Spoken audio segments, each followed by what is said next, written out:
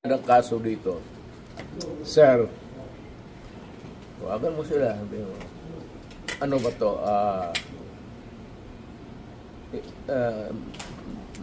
May variance kasi. Pero kung sasama ako sa iyo, huwag kang magtingin dyan, sasama ako sa iyo. Yes, sir. Thank you, sir. Total, nandito naman tayo sa government facility. Yes. So, escape is not a problem. Impossible dream.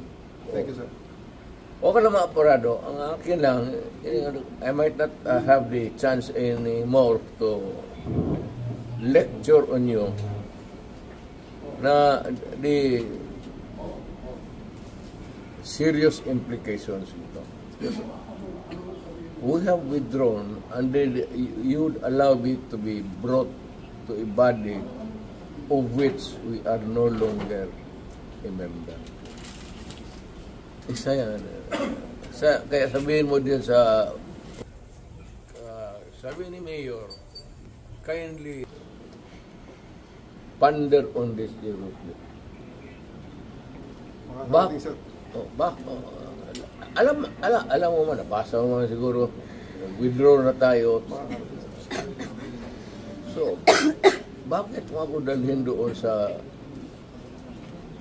international body na hindi tayo membro?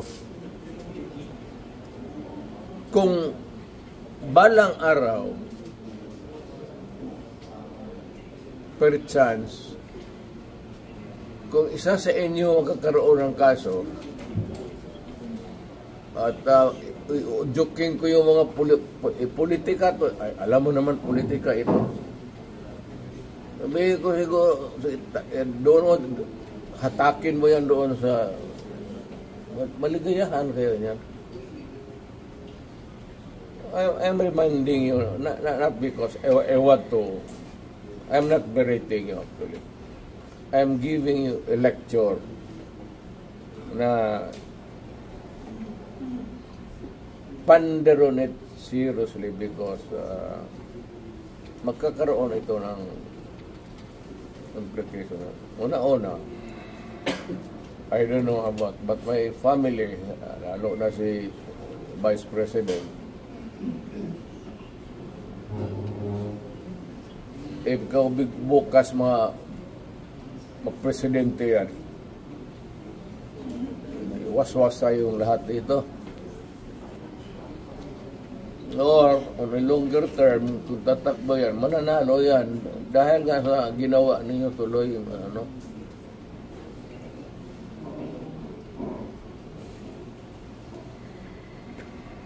Hindi kasi ako ang nakiusap. Kung ako ang kausap mo kanina sa sabihin ko sa iyo kutsi mo, dalhin mo dyan sa ano, sasakay ako.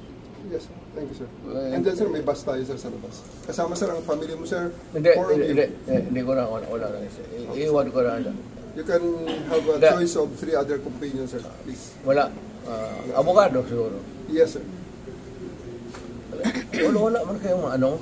Wala. What's the worst that, kasi ito rin, what's the worst that they can, Hague.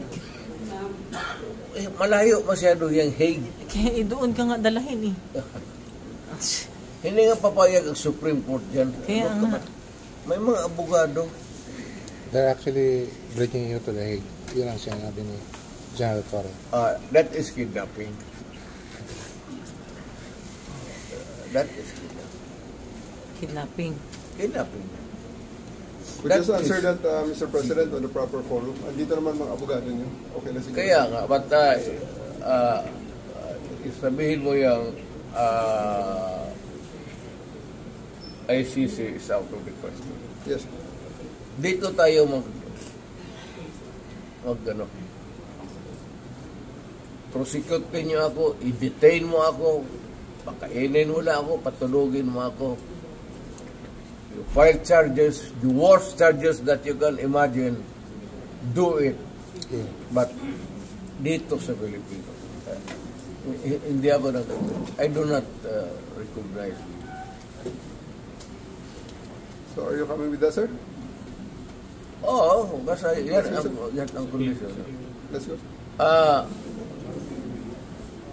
on